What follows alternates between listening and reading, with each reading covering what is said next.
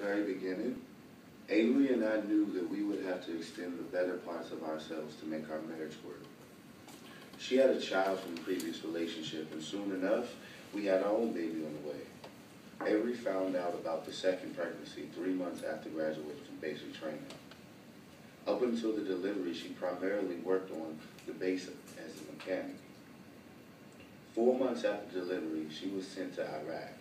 So it was important for us to keep an open line of communication. I wanted her to know that she could trust me to keep the integrity of our vows. Admittedly, that wasn't always the easiest thing for me to do in the past, but I was determined to put my best face forward. At the end of the day, it all comes down to the communication and consistency. I had an idea to set aside a special time for just the two of us, a time for us to remember us, our family, and our commitment. Sunday dinner was just for us, our very own table for two. How could he be so cruel to me? It was clear shock on my part. My grandmother's blue china vase that she had since she married my grandfather in 1942.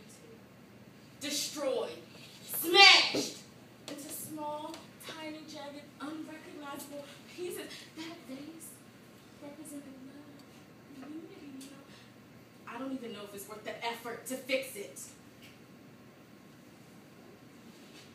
Avery would always make such a big fuss and insist on doing her hair and makeup like we were going for a night out in the city.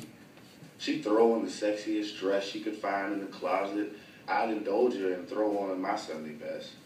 We set the table together, one dish at a time, never saying a word, just giving little flirtatious looks to one another. The silence was perfect, as my mother would always happily take the kids on Sundays.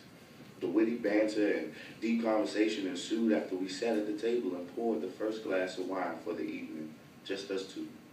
Two adults enjoying each other's company. Sean's mother died while I was overseas. I missed the funeral. I felt so guilty and depressed for not being able to help him through the hardest event of his life. I didn't want to burden him with my stress, so I never told him what was going on with me. Nothing specific. It was like the worst nightmares I ever had in my sleep had somehow become what I was seeing when my eyes were open, and, you know, maybe the blood and the vase. If I were home, how could you hurt someone you love?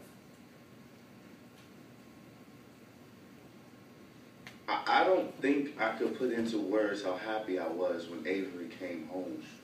The kids were mourning their grandmother. I was mourning my mother alone for 2 months. But it was hard to be around her. I was happy she was there, but I was so angry.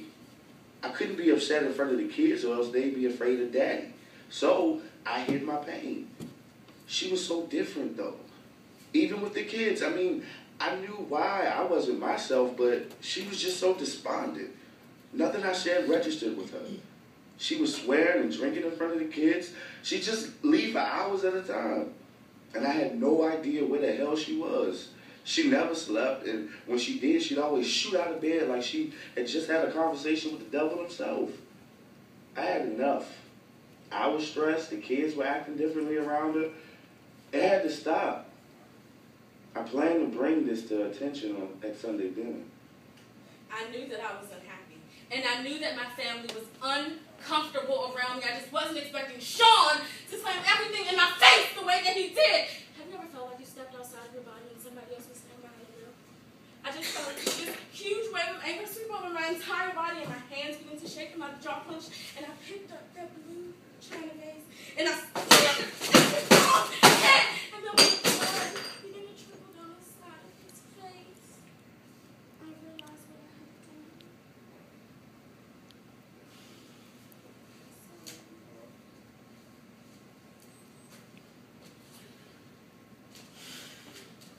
The doctor said that Avery has PTSD, post-traumatic stress disorder.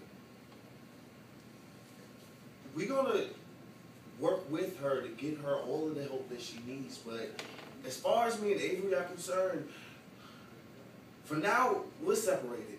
I mean, don't get me wrong. I wanted nothing more for Avery just to come home, for us to be a family, back together again. But this